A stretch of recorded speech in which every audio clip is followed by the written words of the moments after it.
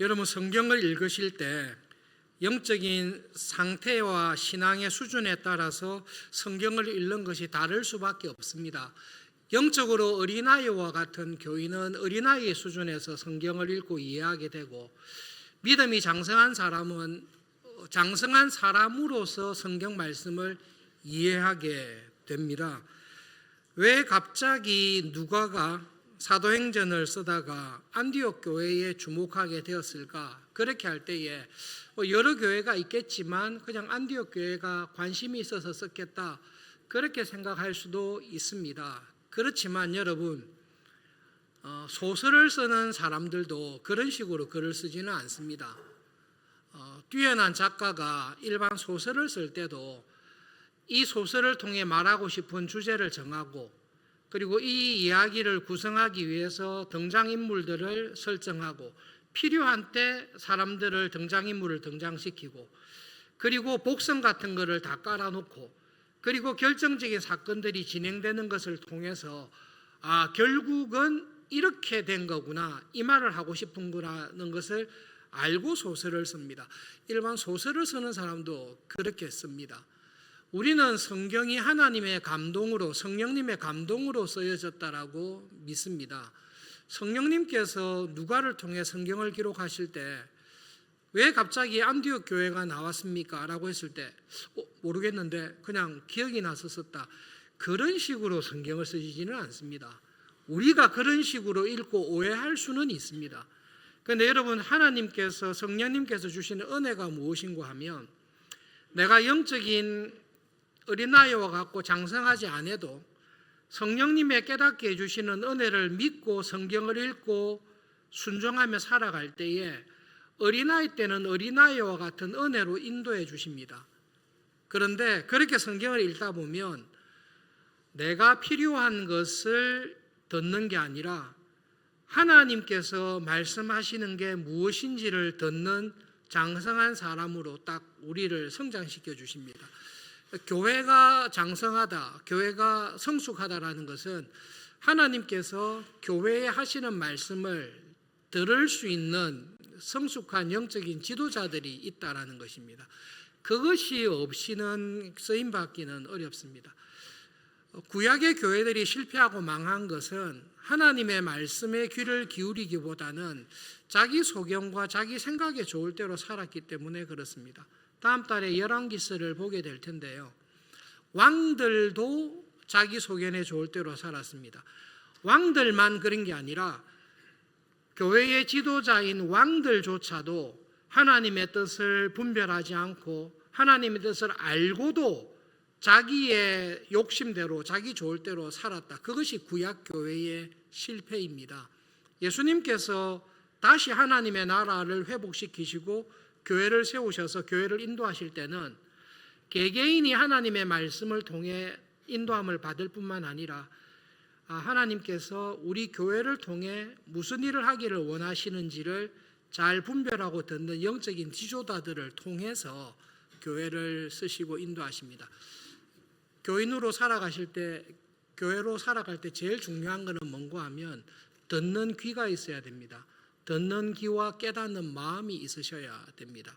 특별히 교회의 직분자로 중진으로 살아가실 때 내가 가지고 있는 열심보다 더 중요한 것은 하나님께서 우리 교회를, 나를 어떻게 쓰기 원하실까, 말씀을 통해, 기도를 통해 잘 분별하실 때 하나님께서 그런 신자를, 그런 교회를 사용하고 써주십니다.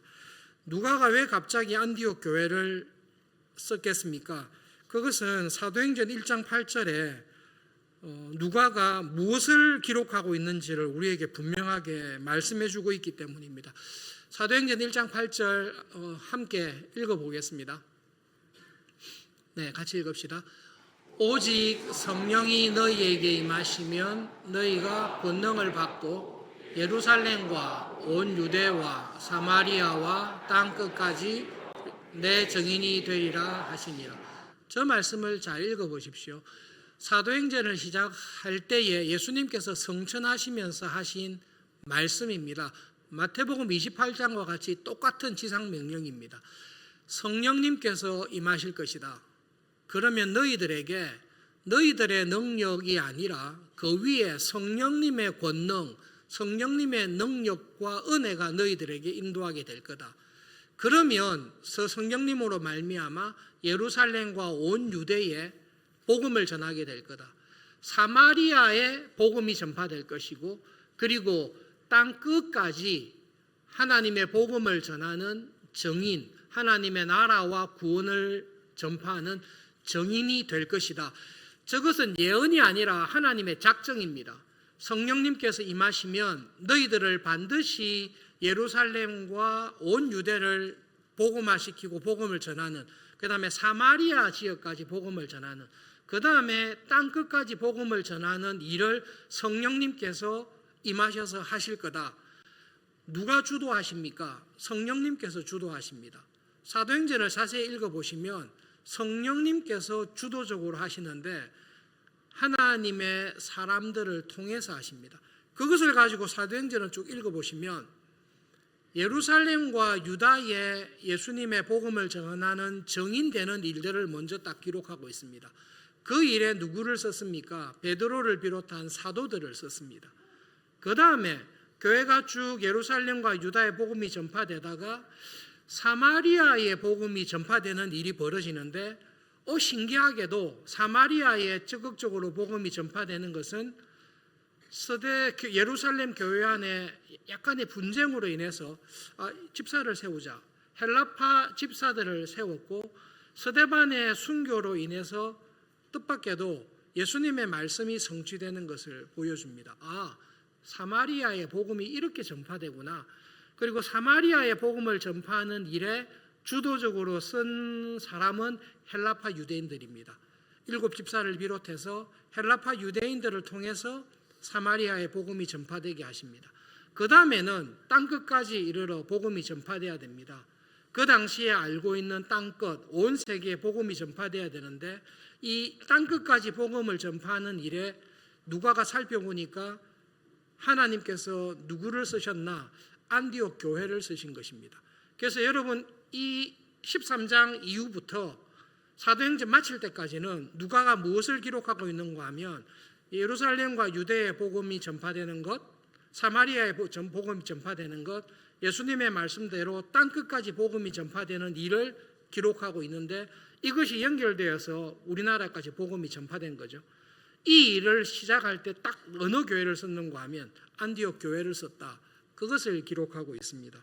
그러면 궁금한 것이, 많은 교회들이 있었을 텐데 그 당시에 예루살렘 교회도 있었는데 왜 하나님께서는 예루살렘 교회를 쓰지 않고 예루살렘 교회의 교인들을 쓰지 않고 안디옥 교회를 쓰시고 안디옥 교회 교인들을 쓰셨을까? 그것은 여러분 성경을 좀 더 깊게 연구하고 살펴보시면 답이 정확하게 나오는데, 예루살렘 교회는 처음 시작한 은혜로운 교회이지만 그 교회 구성원들 자체에 그 당시로 넘어서지 못하는 문제를 안고 있습니다. 이 사람들은 율법에 대한 열심과 헌신, 복음에 대한 깊은 이해를 완전히 깨닫지 못하는 부분도 있고, 깨달았다 할지라도 교인들에 대한 반대가 많기 때문에 예루살렘 교회를 온 세계에 복음을 전파하는 일을 쓰기에는 예루살렘 교회는 문제가 결함이 있습니다. 하나님께서 안 쓰신 이유가 분명히 있습니다. 반면에 안디옥 교회를 쓰신 분명한 이유가 있습니다. 중요한 것은 과거가 아니라 지금도 하나님께서는 예수님께서 다시 오실 그때까지 하나님의 나라와 복음을 전파하는 일, 하나님의 나라를 구원을 이 땅에 이루시는 일에 사람을 쓰십니다. 그런데 아무나 쓰지를 않습니다. 아무나 쓸 수 있지만 아무나 쓰지 않습니다. 누구든지 쓰임 받을 수 있으나 아무나 쓰임 받지 않습니다. 하나님께서는 사람을 쓰실 때 교회를 인도하거나 하나님의 나라를 이루어가는 일을 할 때 하나님께서 쓰시는 사람이 있고 하나님이 쓰시는 교회가 있습니다. 중요한 것은 내가 무슨 일을 하기 전에, 우리 교회가 이거 합시다 이거 하기 전에 하나님께서 쓰실 만한 교인이 되고 하나님께서 쓰실 만한 교회가 되는 것이 대단히 중요합니다. 흉내는 낼 수 있는데요, 사도 바울이 이야기했듯이 하나님이 쓰시는 사람이 있고 자기 발전해서 쓰는 사람이 있습니다. 그런데 하나님은 양쪽 다 쓰십니다. 그런데 중요한 것은 하나님께서 인정하시는 일꾼이 따로 있습니다. 안디옥 교회가 하나님의 은혜 가운데 하나님이 쓰실 만한 교회로 딱 부름받아서 땅끝까지 이르러 복음을 전하는 일에 딱 중추적인 첫 교회로 대한민국까지 복음이 전파되는 그 일에 쓰임받는 교회와 교인이 되었습니다. 어떻게 해서 그렇게 되었나 할 때 누가는 두 가지를 딱 기록하고 있습니다. 첫째로는 그 교회가 가지고 있는 은혜와 특징이 있습니다. 여러분, 이거는 이런 사람들을 모아놨기 때문에 그런 교회가 되는 게 아닙니다. 이런 사람이 모인 것 자체가 은혜이고, 이런 사람들이 모였는데 이 사람들에게 나올 수 없는 교회다운 아름다움을 딱 가지고 있는 게 안디옥 교회입니다. 두 번째로는 여러분, 교회가 좋다라는 것은 교인이 좋다라는 말입니다. 교인은 별론데 교회가 좋다, 그런 법은 없습니다. 교회는 교인입니다. 그렇게 하기에 안디옥 교회 교인들이 가지고 있는 놀라운 특징이 있습니다. 그래서 두 가지를 살펴볼 텐데, 하나님께서 안디옥 교회를 보실 때 어떤 점이 그렇게 마음에 들었는지, 그리고 안디옥 교회에 주신 은혜가 무엇인지를 살펴보겠습니다. 지금은 여러분 안디옥 성지순례 가보시면 별 볼 일 없는, 규모도 별로 그런 교회인데요, 도시인데요, 지금 사도행전이 시작되는 이 시절에는 안디옥은 놀랍게도 로마 제국의 3대 도시입니다. 로마가 제일 크고, 그 다음에 알렉산드리아고, 그 다음에 안디옥입니다. 예수님 오시기 200년 전에 이미 50만 명이 살고 있어요. 그 좁은데 어떻게 그렇게 모였는지 모르겠어요. 지도를 보시면 50만 명이 다양한 인종들이 살고 있었던 도시였습니다. 여러분, 얼핏 보기에는 대도시의 대형 교회니까 쓰실 것이다. 하나님은 사람을 외모로, 교회를 외모로 취하지 않습니다. 하나님께서 안디옥 교회를 쓰신 딱 특징 중에 한 가지를 누가가 기록한 것은, 그 교회에 유난히 하나님의 말씀을 바르고 풍성하고 깊게 가르쳤던 좋은 교사들이, 좋은 말씀의 직분자들이 여러 명 많이 있었다라고 기록하고 있습니다. 안디옥 교회에 선지자들과 교사들이 여러 명 있었습니다. 여기서 선지자들은 구약의 교사들이라기보다는 교사들입니다. 복음을 전하는 설교자들, 교사들이 많이 있었습니다. 그런데 이 교사들이 굉장히 특징이 있습니다. 여러분, 교사들이 특징이 있다라고 할 때는 교사만 보시지 말고, 이런 교사들이 교회의 직분자라면 이런 사람들이 직분자라고 뽑았던 그 교회의 구성원들이 누구였을까를 누가가 말을 해주고 있는 것입니다. 바나바가 있습니다. 우리가 아는 바나바의 장점은 많이 있죠. 더 굳이 다시 설명할 필요 없이 이 사람은 화목해하는 사람입니다. 이 사람은 교회에 들어가면 아무리 원수라 할지라도 화목하게 하고 협력하게 하고, 또 바나바 자체가 부자입니다.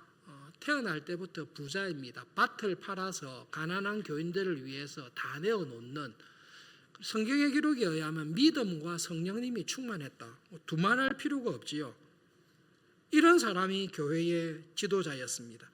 이런 교회의 지도자가 있으면 이런 지도자 밑에 교육을 받는 교인들도 당연히 닮게 되겠죠, 그죠? 바나바처럼 온유하고 화목하고 구제하고 믿음과 성령님이 충만한 교인들이 있겠죠. 두 번째로는 시므온인데, 이 사람은 니게르, 흑인이라고 기록하고 있습니다. 좀 뜻밖이다. 왜 흑인이 교회의 지도자가 되었을까? 대수롭지 않게 여기실 수 있습니다만 14년간 유학과 이민생활할 때 잘 사는 백인들을 교회에 흑인 교인이 본 적은 별로 없습니다. 한 7,000명, 8,000명 모이는 미국 교회에, 은혜 많은 교회에 출석했는데요, 흑인들이 한 20%는 돼야 되는데 2, 3% 정도밖에 안 되었습니다. 지금도 백인들 교회에 흑인 교인 찾기 쉽지 않습니다. 지금도 흑인들이 모이는 교회에 백인들 찾기가 쉽지 않습니다. 그런데 2000년 전에 지금보다 훨씬 더 편견과 이런 것들이 강했던 안디옥 교회에 흑인인데 교인의 수준을 넘어서서 교회의 지도자로 시므온이 있습니다. 좀 신기한 교회다.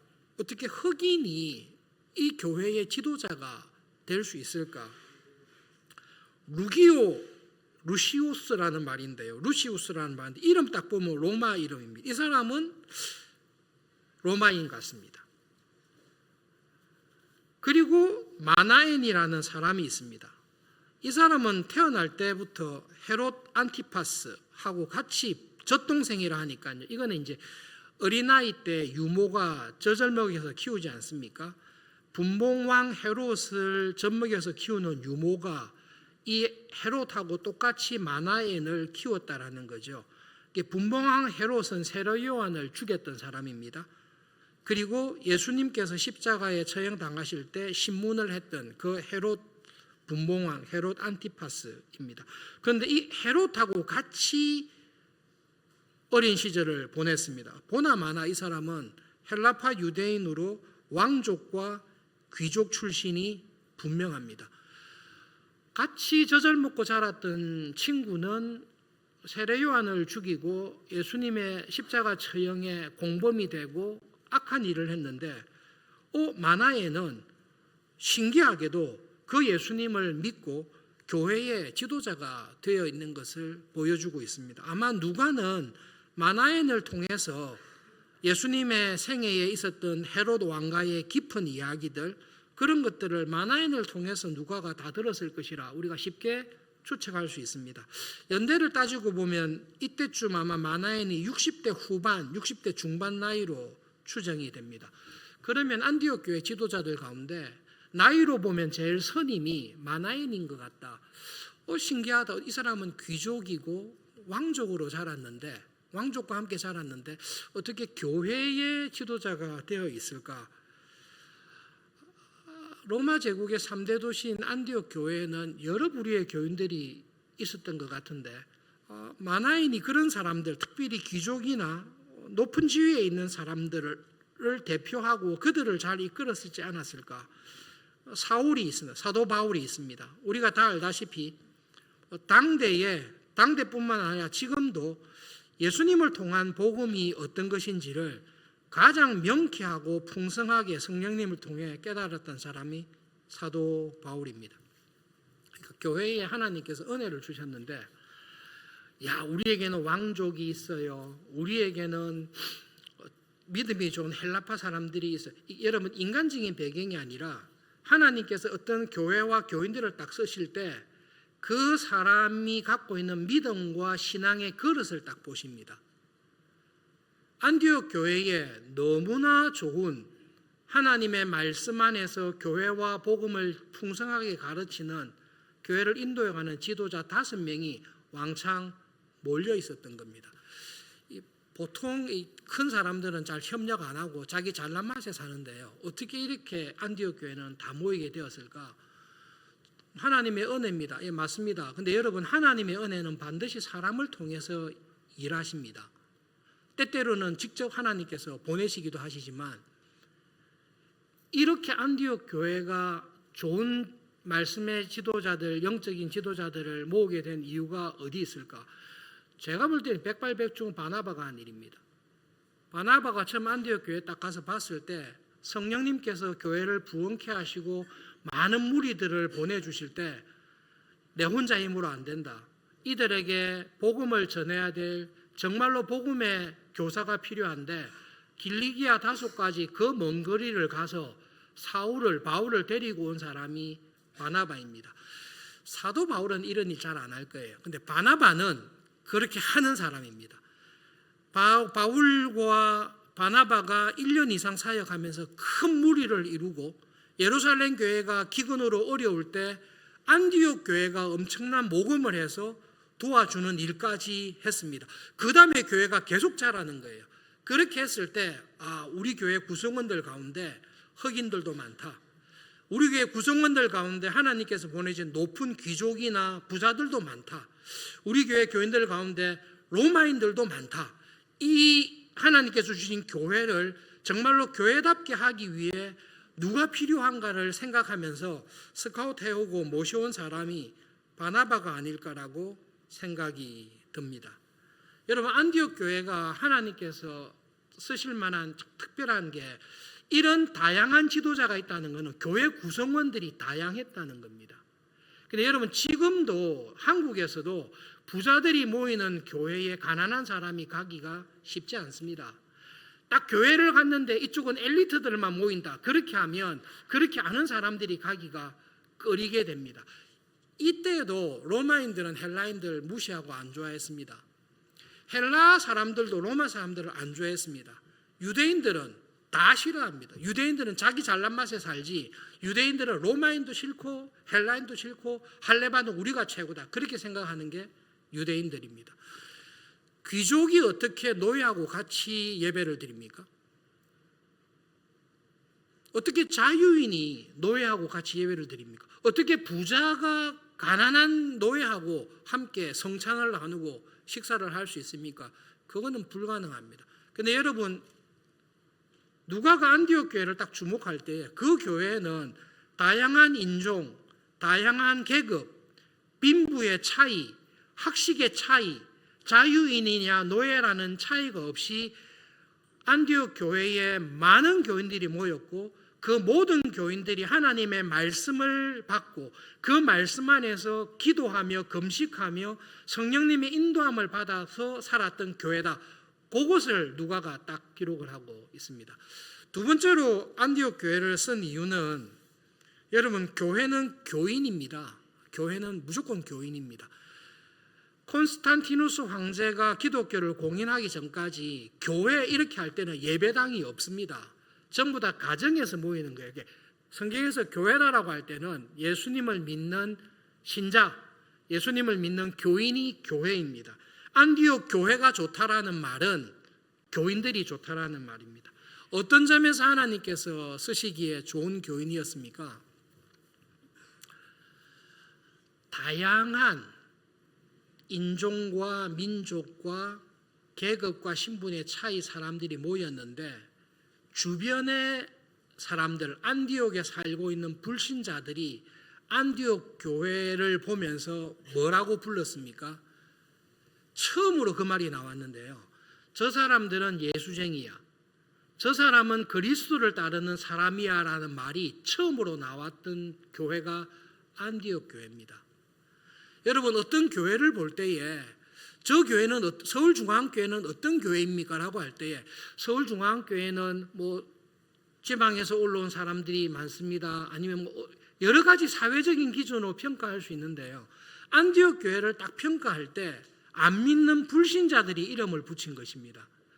저 사람들은 예수를 따르는 사람들이다. 저 사람들은 메시아를 따르는 사람들이다. 저 사람들은 그리스도인이다 라는 이름을 붙인 것입니다. 어떻게 해서 불신자들에게 그런 이름이 불려졌습니까? 대학 다닐 때 예수님을 믿은 지 2년 된 후배를 만난 적이 있습니다. 이 후배는 불신 가정에서 태어나서 대학에 들어올 때까지 교회를 다녀본 적이 한 번도 없습니다. 대학에 들어와서 선교단체를 통해서 예수님을 믿고 영접하게 됐습니다. 근데 좋은 선교단체를 만났어요. 80년도에 내비게이터를 만났는데요, 복음을 전했던 형제가 사람이 딱 이야기를 했습니다. 예수님을 주로 믿고 영접 기도했지요. 그러면 지금부터 예수님께서 당신의 삶의 주인이십니다. 지금부터는 내 소견에 좋을 대로 사는 게 아니라 목자이신 주님의 음성을 듣고 주님의 음성에 순종하며 살아가는 좋은 양으로 살아야 됩니다. 그러므로 예수님을 믿는 도리를 설명해 줬습니다. 1번, 매일 아침에 일어나서 하루를 시작하기 전에 10분씩 성경을 읽고 기도하십시오. 성경 읽을 때 한 가지만 집중하십시오. 하나님께서 나에게 무슨 말씀하시는가, 그것만 생각하십시오. 내가 어린아이라서 잘 모릅니다. 걱정하지 마십시오. 성령님께서는 어린아이한테는 어린아이 수준으로 말씀해 주십니다. 그렇게 하십시오. No QT, no breakfast. 하루도 빠지지 않고 그렇게 했습니다.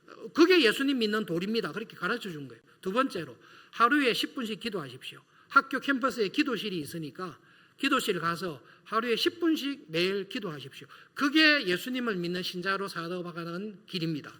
그리고 일주일에 한 번씩 나와 함께 성경 공부를 해야 됩니다. 우리가 말씀을 먹어야 살지 않습니까? 성경 공부합시다. 그리고 하나님의 말씀이 은혜 받는 좋은 길은 암송하는 겁니다. 일주일에 성경 2구절씩 나하고 같이 암송합시다. 몇 개월이 지나고 난 다음에는 이제는 우리가 받은 구원을 안 믿는 친구들에게 내가 당신에게 복음을 했듯이 일주일에 한 번씩은 전도합시다. 매주 2명에게 전도하는 일을 2년간 꾸준히 시켰습니다. 그리고 난 다음에 안 믿는 학생인데요. 방학을 맞이해서 고향에 갔는데 부모님들이 딱 볼 때 애가 좀 바뀌어 있습니다. 근데 아주 좋은 방향으로 바뀌어 있습니다. 그래서 너 대학 가서 무슨 일이 생겼냐? 네 왜 애 바뀌었냐? 네 말하는 것도 성품도 바뀌고 좀 뭔가 좋은 쪽으로 바뀌었는데 왜 바뀌었냐? 불신 가족들이 부모님들이 형제 자매들이 먼저 알아보고 물었습니다. 내가 예수님을 믿게 됐습니다. 예수님을 믿고 말씀을 보고 기도하는 가운데 하나님께서 저의 거친 것, 잘못된 욕심들, 모난 것을 변화시켜서 예수님을 닮아가는 은혜를 말씀과 기도와 성경 공부와 믿음의 형제들과의 교제를 통해 은혜를 주셨습니다. 부모님들이 반대하고 혼낼 거를 염려했었는데 너무 좋은 방향으로 바뀌어서 부모님에게 오히려 복음을 전하는 그리스도인 예수쟁이가 되었습니다. 과 친구들이 신입생 때 우리하고 똑같았는데 갈수록 거룩해집니다. 애가 좀 확실히 변했습니다. 그래서 과 친구들이 물었습니다. 네 요즘 무슨 일이 있냐? 왜 이렇게 변했냐? 뭐 약을 잘못 먹었냐? 약 먹었냐? 80년대 그런 이야기 했거든요. 그럼 우리 어떻게 대답했죠? 내가 약을 먹었다. 신약과 구약을 먹어서 그 약의 은혜로 바뀌었다. 그 당시에 좀 유행했던 농담입니다. 너 약 먹었냐 했을 때 신약과 구약을 먹었다. 하나님의 약속의 말씀을 먹는 가운데 그 약이 나를 변화시켰다. 여러분 좋은 선교단체, 좋은 믿음의 선배를 만나서 1, 2년간 말씀과 기도와 경건의 훈련에 집중할 때에 하나님께 세상이 볼 때에 저 사람 바뀌었다. 그런 은혜를 지금도 주십니다. 하물며 여러분 하나님께서 주시는 은혜가 가장 왕성하고 강력하게 쓰시는 통로가 교회입니다. 하물며 바나바와 바울과 뛰어난 영적인 지도자들이 있는 교회에서 누구의 가르침을 받았죠? 바나바와 바울의 가르침을 집중해서 받았습니다. 주일만 모였겠습니까? 예루살렘 교회처럼 틈만 나면 모였을 것입니다. 초대교회는 틈만 나면 모였습니다. 모여서 말씀을 듣고 기도하고 금식하고 하나님의 은혜를 구하며 살아갈 때에 한 사람에게 있었던 변화가 아니라 여러분 말씀과 기도를 통해 나를 변화시키는 분은 성령님이십니다. 성령님께서 왕성하게 그 교회의 모든 교인들에게 변화를 딱 준 것입니다. 얼마나 큰 변화를 줬는가 하면 안디옥 교회에 안 믿는 사람들이 저 사람들 누구냐? 저 사람들 누구길래 이런 변화가 있느냐라고 물었을 때에 저 인간들 예수쟁이다. 저 사람들은 그리스도인이라는 이름이 붙여지게 된 것입니다. 왜 하나님께서 땅끝까지 이르러 하나님의 나라를 확정하시고 교회를 이루어 가시는 일에 안디옥 교회와 안디옥 교인들을 쓰셨습니까? 그것은 하나님께서 쓸만한 믿음의 사람으로 준비가 되었기 때문에 그렇습니다. 평생 이 세상을 살아가고 믿음으로 살아가는데 하나님께서 쓰시고 싶으나 쓸만한 준비가 안 되고 여전히 영적인 어린아이의 상태에서 내한테 무슨 말씀을 하시는지 우리 교회에 무슨 말씀을 하시는지를 듣지 못하는 안타까운 상황에 처해 있는 교인들과 교회들도 안타깝게 많이 있습니다. 그러나 하나님께서는 우리에게 은혜를 구하고 기도하며 하나님 부족하지만 저를 써주십시오. 제가 남은 삶을 살 때에 하나님께서 쓰신 사람으로, 하나님이 쓰신 사람으로, 하나님께 쓰임받은 사람으로 우리 교회가 이 시대에 하나님께서 하시는 일을 감당하는 데 쓰임받는 교회로 되기를 원합니다. 직분자들과 교인들이 여러분이 간절히 기도하며 은혜를 구할 때에 하나님께서는 부족한 우리를 능히 들어서 하나님의 놀라운 일을 하시는데 반드시 사용해 주십니다. 매일 10분씩 하십시오라고 했지만 제가 그때 만났을 때 그 후배는 예수님을 믿은 지 2년이 지났는데요. 처음에는 10분씩 큐티하고 기도했지만 10분씩 하지 않습니다.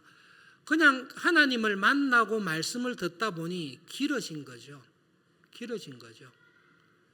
대학을 마치고 대학원을 갈까요? 직장으로 갈까요? 그 문제가 있을 때에 기도실에 가서 조용히 기도합니다.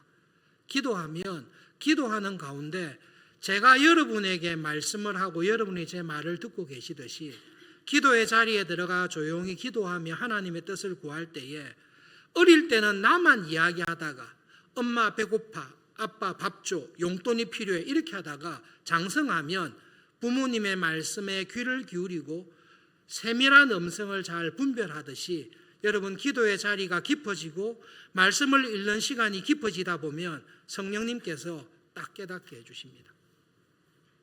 기회가 되면 상세하게 말씀드리겠습니다만은 저희 가족들이 미국에서 떠나서 서울중앙교회로 부름받아서 올 때에 담임 목사님께서 불러서 이야기하셔서 가지 말라고.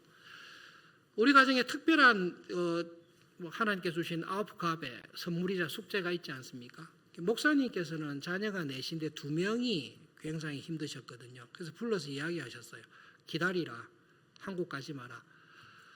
한국에서 너와 같은 상황에 있는 부모들이 미국에 나오려고 애를 쓰는데 왜 가냐? 나가지 마라. 그럴 때 저와 아내의 마음에 확신이 있었는데요. 부인할 수 없을 정도로 너무 확실하게 보여주셨어요. 저한테는 말씀을 통해 귀에 대놓고 말씀하셨을 너무 말씀하셨고 아내에게는 기도하는 가운데 부인할 수 없는 환상과 비전을 너무 분명하게 딱 보여주십니다.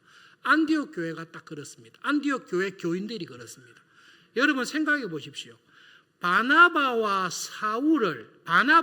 바울을 보내라. 보낼 수 있습니까? 여러분이 안디옥 교회 교인이라면 보낼 수 있습니까?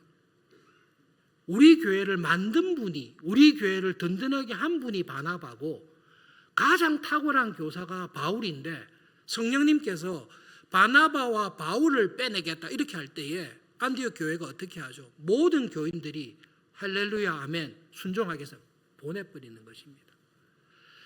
여러분 하나님께서는 하나님의 음성에 귀를 기울여서 듣는 사람 그리고 하나님의 뜻이 분명하면 우리를 부르시면 내가 계획한 미래보다 내 힘으로 살아가는 내 삶보다 하나님의 인도하심을 따라 살아가는 교회를 하나님의 부르심에 순종하며 살아가는 우리를 통해 하나님은 더 크신 일을 더 큰 은혜를 이루실 것을 믿습니다. 우리는 그 하나님을 믿습니다라고 준비가 된 교회가 안디옥 교회입니다.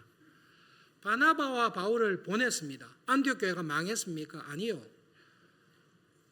5대 총대 주교사가 있는 도시가 안디옥이었고 500년 가까이 이그나티우스의 순교를 비롯해서 하나님께서 쓰신 교회로 안디옥 교인들과 교회를 쓰신 것입니다. 그런 교인으로 살아가시기를 정말로 바랍니다. 여러분 마음속에 하나님 제가 이때까지 살아온 것도 하나님의 은혜로 살아왔지만 지금 이후로 하나님께서 부르시는 날 동안에 정말로 하나님께서 쓰시는 사람으로 하나님께 쓰임받는 신자로 서기를 정말로 소원합니다. 말씀과 기도와 하나님의 은혜로 저를 그렇게 써주십시오라는 소망을 가지고 살아가시기를 여러분 정말로 정말로 권합니다. 강권합니다. 세상에서 이름을 남기고 우리가 기리는 사람들이 있습니다. 하나님께서는 지금도 하나님의 나라의 일꾼들을 찾으십니다. 능력 있는 사람을 찾는 게 아니라 하나님을 사랑하고 하나님의 말씀에 귀 기울이고 겸손하게 순종하는 사람을 통해서 하나님의 나라를 이루어 가시는데 우리 모두를 불러주신 것입니다. 하나님의 나라에 기억되는 이름으로 하나님이 쓰시는 사람으로 살아가는 은혜를 주십시오. 그 기대와 믿음을 가지고 살아갈 수 있기를 바랍니다. 우리 말씀을 기억하면서 함께 기도하겠습니다. 하나님, 세상이 보기에 예수쟁이야, 그리스도인이야 라는 말을 들을 뿐만 아니라 하나님께서 보시기에 너는 내 마음에 정말로 합하다. 내가 너를 통해서 내 뜻을 이루겠다라고 기뻐하시는 그런 신자로 살아가기를 소원합니다. 하나님, 그 은혜를 주십시오. 그리고 하나님, 말씀과 기도를 통해 주님의 음성을 듣게 하시고 무슨 말씀을 하시든지 기꺼이 순종하며 살아가는 그 은혜를 우리에게 주십시오. 끝으로 71년간 서울중앙교회를 인도해 오신 하나님, 이제 우리가 한 걸음 더 믿음과 은혜 안에 장성한 교회가 되기를 소원합니다. 우리 교회를 통해 아름다운 교회의 모습을 증거하는 그런 교회로 우리들을 써주십시오. 함께 기도하겠습니다.